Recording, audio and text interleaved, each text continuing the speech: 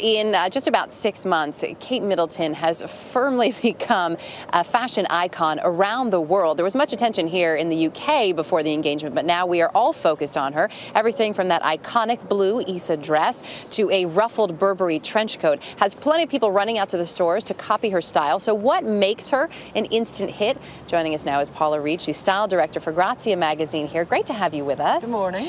It's incredible the attention that has been focused on her fashion, especially since the engagement. What makes her such a hit?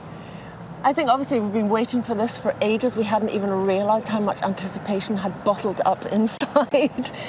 She's very girl next door pretty. She's not iconically beautiful in the way that we kind of describe catwalk beauty. She's not supermodel beautiful, but she's got a very approachable beauty, and I think that's something that really appeals to the British public and clearly the global public, because she's really connected with everybody. Yeah, she certainly has. At one point, I want to make sure I get this correct, she's been referred to as the Princess of High Street because of some of the choices that she makes, some of which are probably more affordable than some would imagine. Others are not. Is she helping to reset what is being sold? Do you know what? I think that choice that she makes is so fantastically modern, because the economic times have changed for everybody, and so the days when women fill their wardrobe only with designer clothes are long gone, and most women now are actually shopping across the board in terms of affordability and investment pieces. And in fact, she's not far behind your very own Michelle Obama, who inspired lots of us with her choices of new designers, established designers, and high street. J. Crew in America would be the equivalent of our high street. Right, so it's an interesting mix there.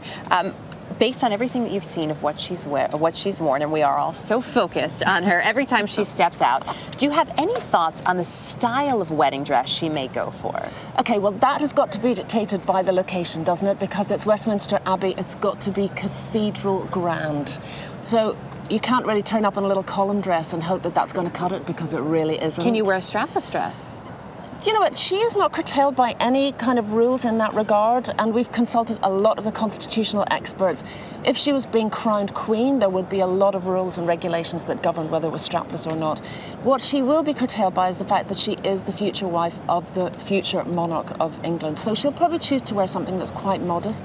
She could go strapless if she wanted to. I very much doubt it. What do you think the chances are she'll have more than one dress? Perhaps one for the wedding, one for the reception, or receptions? Because there are, you know... Oh, for sure. Bring on the wardrobe. We can't wait. She will definitely have a dress for the day. Okay. And I would say that she will definitely have a dress for the evening. But perhaps in between. There may even be something in between. Why not? I would advise her. There is so much speculation as to who may be behind the dress, the wedding dress. Yeah. And there have been a lot of rumors that it may be Sarah Burton from Alexander McQueen. Alexander McQueen, I mean, talk about a label that is very fashion forward, not at all conservative, not at all what one would think of for Westminster Abbey. Could you see this really be what's really being the person that's behind her dress? Yeah, because my goodness, if anybody could do cathedral grand, Alexander McQueen could deliver cathedral grand. I mean, he is 3 times British Fashion Designer of the Year, an internationally fated designer. He was the creative director at Givenchy. He took his own house to huge international success before his tragic suicide last year. But he's been replaced by Sarah Burton, who started with him as an intern and really built her entire career at his right hand. And of course they do some very fashion-forward things, and you can look at what's on the runway and that can seem quite... over the top? Scary even to some people. You know, I've had some people use the frightened word. But actually, when working with a private client, which Kate Middleton will be, they would be very careful to tailor it particularly to her needs, and they're more than capable. Oh, we can't wait to see what that dress is. I know we're not alone. Do you think that she'll ever have the same kind of iconic status in terms of style as who would have been her late mother-in-law, Princess Diana? That's entirely possible. I think they're trying to manage people's expectations. I think they want to be...